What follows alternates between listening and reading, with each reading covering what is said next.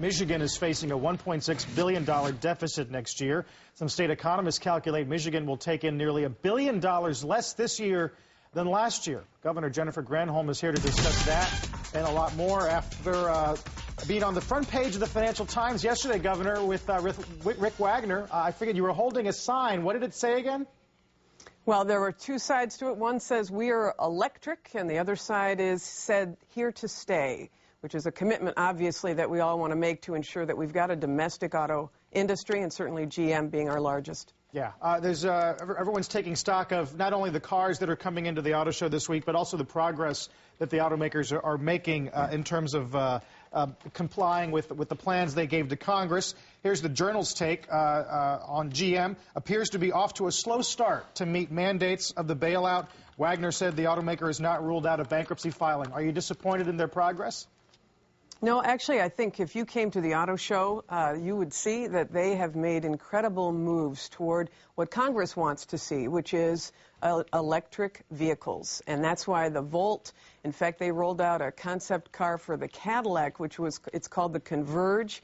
And it tells you that assuming that you can get the battery, and they announced battery manufacturing, battery assembly here in Michigan yesterday, which is going to be the first domestic battery assembly pack effort in the United States, which is great. But the progress they're making on electric vehicles, very, very important if we want to become independent of foreign oil. That's one step. Of course, they've got to continue to downsize and streamline. They're in the middle of discussions with the UAW, and they said yesterday that they may not need access to more than what they originally, than what they applied for and got in December. Right. Are you leaning on Gettelfinger at all? I mean, when you talk to him, do you have conversations where you say to him, you're going to have to give a little bit more? I've had conversations where we've with all of the stakeholders saying everybody has to sacrifice. And believe me, the UAW knows this better than anyone, because they have done, and you just talked about it in the previous segment, last year's contract that was very controversial gave huge amounts back, and they said that they are willing to rediscuss the jobs bank and the other costs that are associated with these automakers to make sure they survive. Governor, this is... But it's not just labor. You know, it's got to be everybody that is sacrificing, whether it's the dealers, whether it's management, and I think people understand that this is going to be a joint effort. But I can tell you that when you talk about fixed costs and when you talk about legacy costs, our domestic auto industry is competing with industries in other countries where those countries provide health care. That's a big component of those fixed costs. And so the other part of Barack Obama's plan to get our country back on track, which will come, I hope, the discussions later this year, is going to be a uniquely American solution to the cost of health care, which we currently put entirely on business. Governor, good morning. This is Mike Jackson from AutoNation. Arriving at the show on Sunday, I must say I was never so struck at the level of innovation and that we are on the cusp of the electrification of the movement of automobiles here in America. It's going to be one of the most exciting periods ever.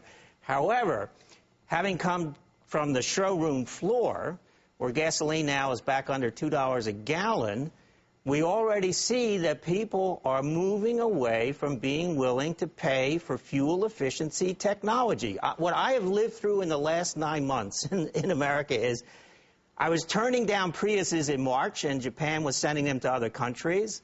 I was taking Cadillac Escalades in trade on Priuses by July, and now today I can't give away a Prius.